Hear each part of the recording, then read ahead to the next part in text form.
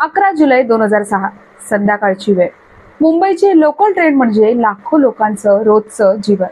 कोण घरी परतत होतं, कोण थकून ऑफिस मधून निघालं होतं, कोण पुढच्या स्वप्नांच्या शोधात होतं। पण त्या दिवशी ट्रेनमध्ये असं काहीतरी होतं जे सगळं नेहमीसारखं राहू देणार नव्हतं।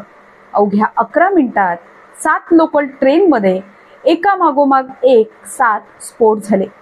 प्रेशर कुकर मध्ये भरलेले RDX आणि अमोनियम नायट्रेटने बनवलेले बॉम्ब गर्दीच्या ट्रेनमध्ये ठेवले गेले होते। या भीषण साखळी बॉम्बस्फोटात 209 निष्पाप नागरिकांचा मृत्यू झाला आणि 800हून अधिक लोक गंभीर जखमी झाले।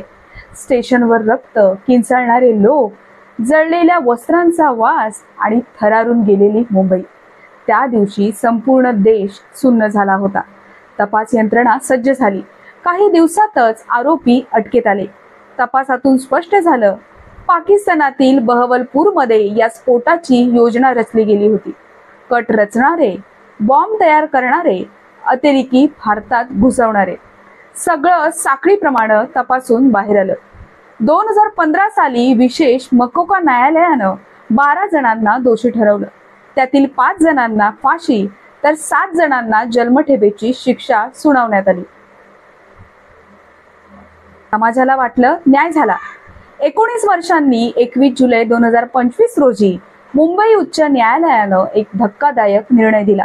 सादर केलेले पुरावे अपुरे आहेत, जबाब जबरदस्तीने लिहून घेतले गेले आहेत, अशी टीका करत न्यायालयानं 12 पैकी 11 आरोपींना निर्दोष मुक्त केलं। दिवशी मुंबई पुन्हा हादरली आणि एकच प्रश्न सगळ्यांच्या डोक्यात घोंगावत राहिला, जर हे आरोपी निर्दोष असतील तर मग खरे गुन्हेगार कोण आहेत?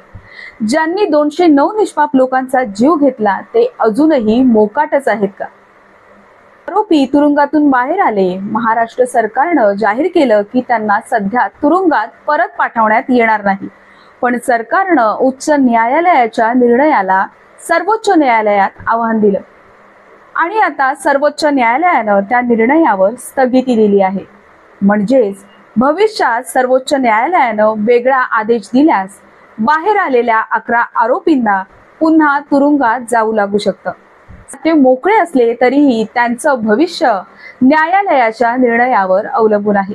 महाराष्ट्र सरकारनं सर्वोच्च न्यायालयात अशीही मागणी केली आहे की या प्रकरणातील उच्च न्यायालयाचा निर्णय इतर मकोका खटल्यांमध्ये उदाहरण म्हणून वापरू नये, कारण अशा निर्णयांचा प्रभाव भविष्यात गंभीर गुन्ह्यांवर होऊ शकतो। पण या सगळ्या न्यायिक प्रक्रियेच्या काय मिळतो आहे की नाही हे माहीत नाही, पण तो उशिरा येतोय आणि तेवढ्यात अनेकांची आयुष्य संपलेली आहे। त्या दिवशी घडलेला भयानक क्षण अनेकांच्या डोळ्यांसमोर ताजे आहेत। जखमा केवळ शरीरावर नव्हत्या, त्या काळजात कोरल्या गेल्या होत्या।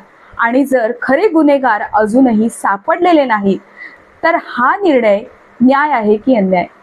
कोर्टाची लढाई अजून चालू आहे, पण समाजाला त्या 11 जणांना माफ करणं सोपं नाही, कारण ज्यांनी काही गमावलं नाही त्यांच्यासाठी हा फक्त एक निकाल आहे, पण ज्यांनी सर्वस्व गमावलं आहे त्यांच्यासाठी ही जखम पुन्हा उघडणाऱ्या चाकूची धार